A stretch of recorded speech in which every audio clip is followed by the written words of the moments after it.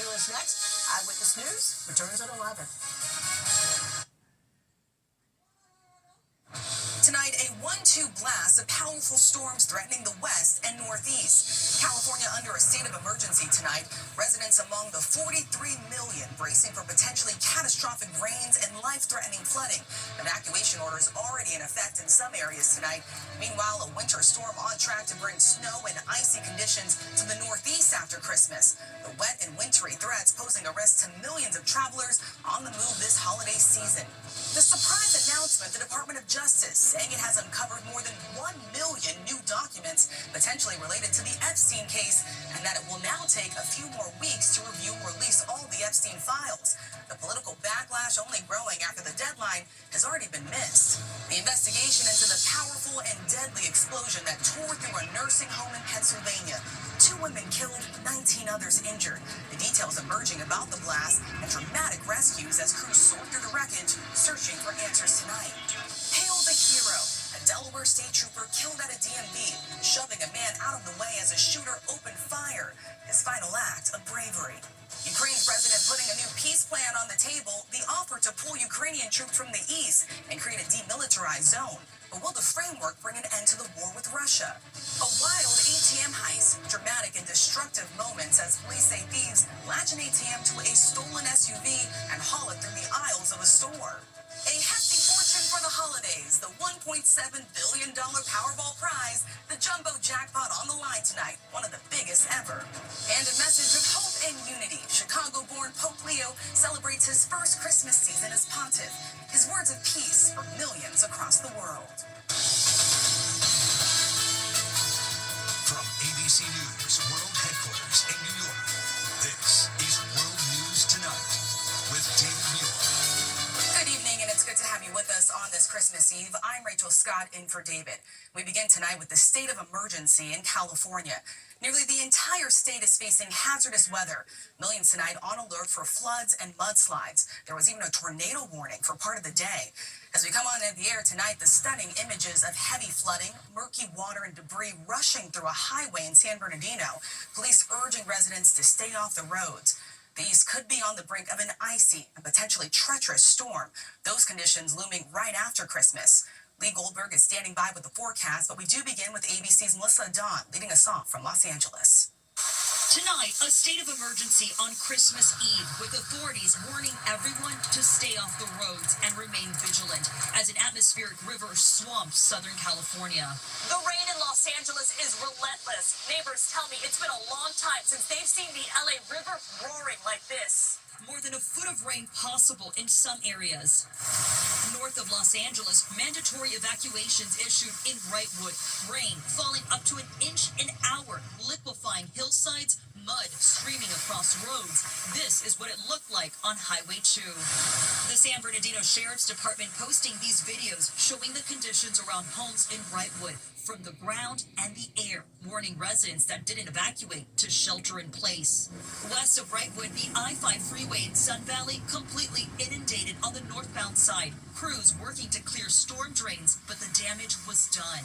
Not far from there, this FedEx 18-wheeler split wide open and smashed, exposing the cargo. It's unclear if anyone was hurt. This tractor trailer jackknifing and slamming a car into a retaining wall on Highway 60 in Riverside County.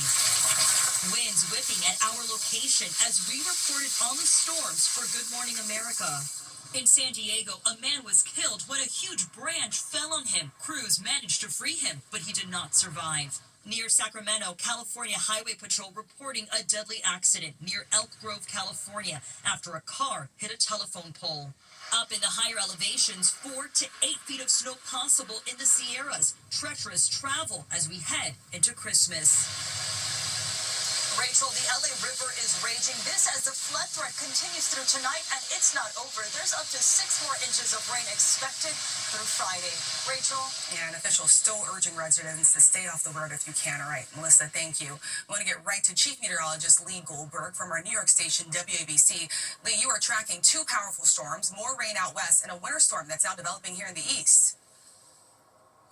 Our plate is full, Rachel, no doubt about it. We have some heavy rain still on the east side of LA to San Diego. That'll continue for a few hours. The rain gets a little lighter, but the high risk for flash flooding goes through the night. More flooded roads and mudslides near burn scars possible. The good news is the rain gets more patchy, but there are still pockets over the next day or two, and even a small amount of rain could obviously aggravate the flooding situation, especially in the higher elevations. This will go into the day on Friday. 2 to 4 inches of rain widespread from San Jose to San Diego, but north of LA in the high elevations, we could still get an additional 6 inches, 4 to 8 feet of snow in the Sierra. Now, outside of the west, it's much quieter across the rest of the country. I mean, you're even talking summery temperatures across the middle of the country in the 70s. Seasonably chilly in the northeast, but Arctic air is along the way. And with a storm charging into that Arctic air, that's a piece of the Pacific storm, dangerous icing from the eastern Great Lakes into Pennsylvania, and a thump of snow in New York City. Could be 4 to 8 inches here in New York City, higher totals north and west, and dangerous ice across parts of Michigan and Pennsylvania could mean damage and power outages. Rachel? It really could complicate that post-Christmas day travel. All right, Lee, thank you. Now to the growing fallout tonight over the Jeffrey Epstein files. The DOJ revealing it needs more time to review 1 million new documents potentially related to the Epstein case. The Department of Justice now says it will take a few more weeks to release all the files, and the backlash is mounting tonight after the administration already missed the deadline required by law. Here's ABC senior White House correspondent Selena Wang. Tonight, a surprise announcement from the Justice Department revealing they've uncovered over 1 million more documents potentially related to convicted sex offender Jeffrey Epstein. The department stating, due to the mass volume of material, this process may take a few more weeks to review and release the files. Sources previously told ABC News the Justice Department has upwards of 1 million documents related to Epstein. So far, more than 100,000 pages have been made public. Democrats claiming the department is violating the law for not releasing all the documents by last week's deadline. And today, outrage growing over this new discovery. Senate Minority Leader Chuck Schumer posting, a Christmas Eve news dump of 1 million more files only proves what we already know. Trump is engaged in a massive cover-up. The Justice Department says they need more time to redact the files to protect victims, but vowing that everything will be released in compliance with the law. President Trump has certainly said from the beginning that he expects all files that can be released to be released, and that's exactly what we're doing.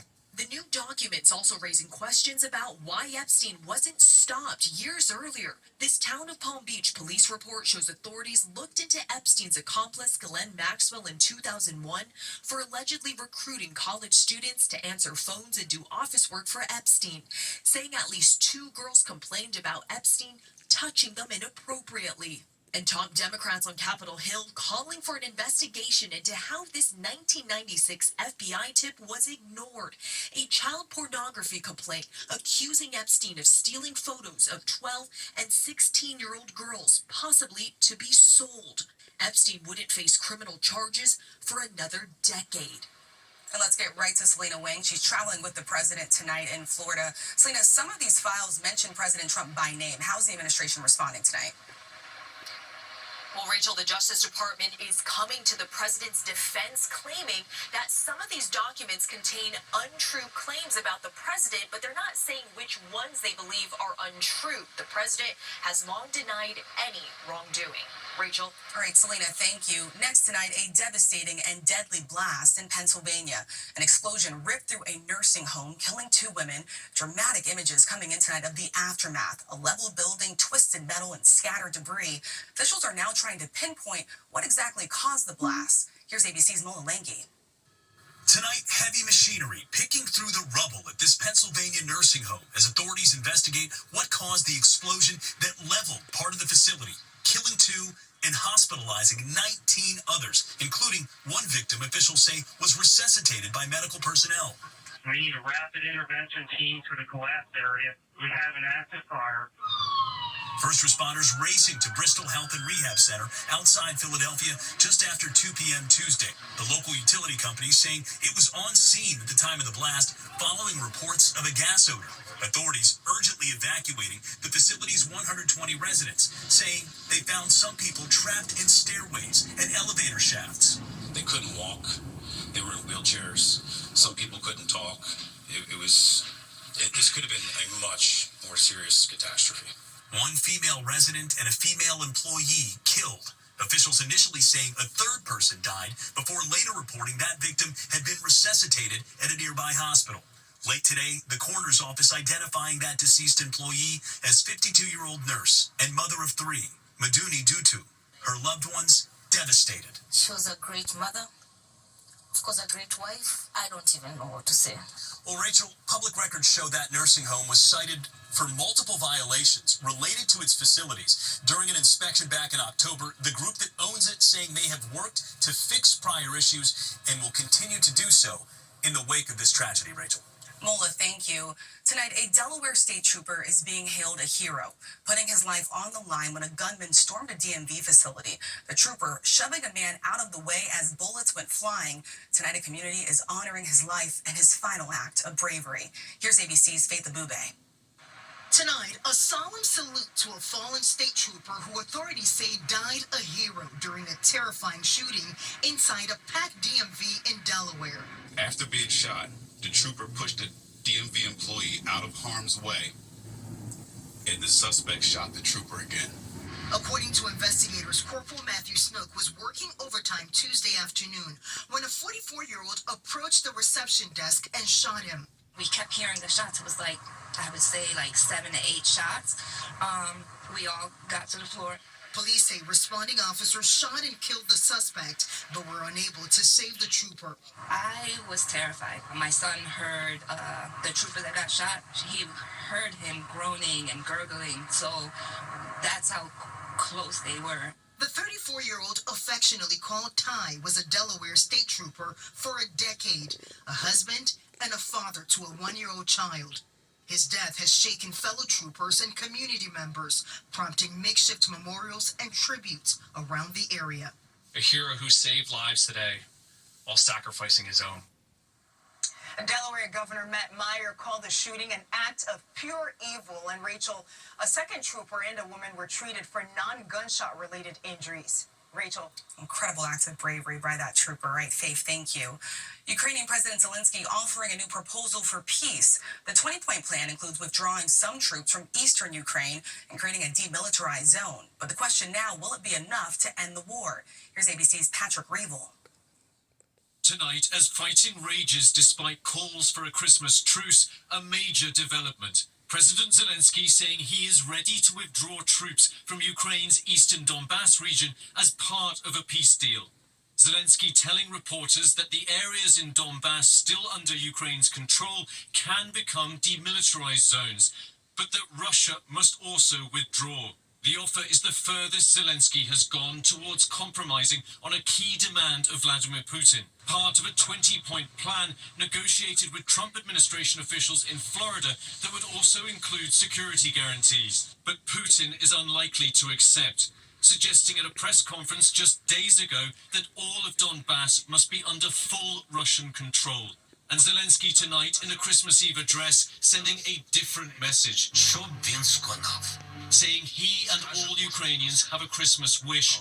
Let him perish, he says, seeming to refer to Putin, and Ukraine have peace. There is very little sign that Vladimir Putin will accept this new peace proposal, although a deal may perhaps be inching closer. For now, the Kremlin wants more, and that means that the fighting will likely go on. Rachel? Patrick, thank you. Tonight, a holiday season of firsts for Pope Leo. His Holiness making history as he leads his first ever Christmas Eve Mass. His message to Christians tonight, one of hope and peace. Here's ABC's Lama Hassan. Tonight, the first American Pope presiding over his first Christmas Eve Mass. Beneath Michelangelo's majestic dome in St. Peter's Basilica, it was a solemn ceremony. Speaking in Italian, his homily announcing the joy of Christmas and reminding Christians it is a feast of hope. He says because the child Jesus kindles it within us, making us messengers of peace. A message this Chicago native has promoted throughout his papacy so far. The Pope pleading for peace around the world, expressing his great sadness that Russia has rejected a request for a Christmas ceasefire agreement with Ukraine. The pontiff also calling for the tenuous truce agreement in the Middle East to move forward, where Christmas is slowly returning. In the occupied West Bank, for the first time since the war in Gaza broke out 2 years ago, the lighting of Bethlehem's traditional Christmas tree in Manger Square. Tens of thousands of Christian pilgrims flocking to the holy city, with music, light, and hope celebrated.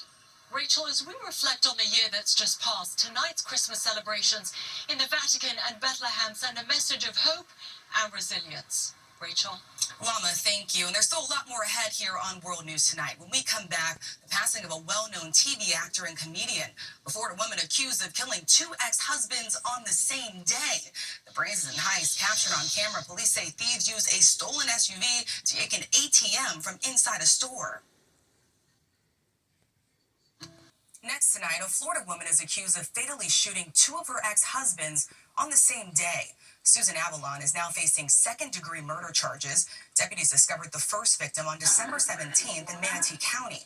They later found the body of Avalon's second husband in Tampa. No word yet on a possible motive, but investigators say Avalon owed thousands of dollars in child support to her first ex-husband. She has not entered a plea. A stunning heist captured on camera. Police are searching for 2 suspects who allegedly used a stolen SUV to yank an ATM from a convenience store in Texas, leaving behind a trail of destruction, fleeing the scene with the ATM attached to the SUV, but losing it during the getaway. It was later recovered by police. When we come back, remembering an actor who appeared on some of your favorite TV shows. And Christmas Eve Powerball dreams the record-setting jackpot that could make the season a whole lot brighter. To the index now, we have a passing to note tonight. Actor and comedian Pat Finn has died. Finn appeared in several television sitcoms throughout his career, including The Middle, Friends, Seinfeld, and Murphy Brown. He died Monday at his home in Los Angeles after a long battle with cancer. Pat Finn was 60 years old. And someone could have a very Merry Christmas and an even happier New Year. The jackpot for tonight's Powerball drawing is $1.7 billion. That's the 4th largest jackpot ever, with a cash value of nearly $782 million. But the odds of winning are just 1 in 292 million. We wish you all good luck. When we come back, America's Strong inspiration for the holiday season, the choir open to all. And finally tonight, spreading unity and acceptance through song. Here's ABC's Pierre Thomas. Last call for anyone that wants to come sing over in the corner. I know you want to come. That man calling for carolers in a hotel lobby in Nashville is Gowan Hill, a 3-time Grammy Award-winning gospel artist. Turns out his peculiar notion of calling strangers together to sing has set in motion something truly special, and it's exploding.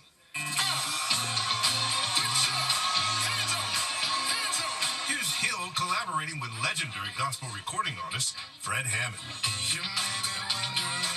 It's all part of his 3-year-old project, The Choir Room. A non-denominational, not-for-profit collection of extraordinary musicians, people of all ages and walks of life, who come together to sing, to spread love and joy in a world that can often seem so dark and full of pain. Joy is a familiar refrain in The Choir Room. As you can see in this song, Hill co-wrote with singer Ben Rector.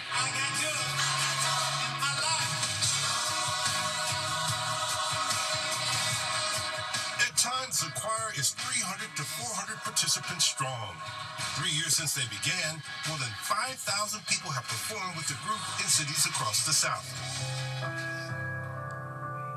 Feeling nostalgic for the sound and fellowship of a choir, Hill took to social media calling for anyone to join. Just offer our little small post.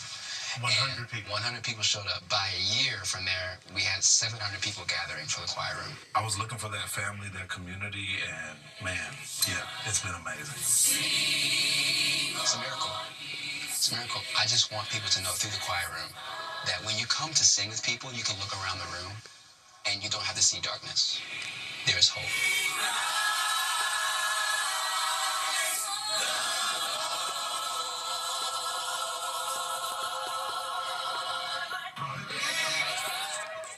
Thank you for watching. Have a Merry Christmas. Good night.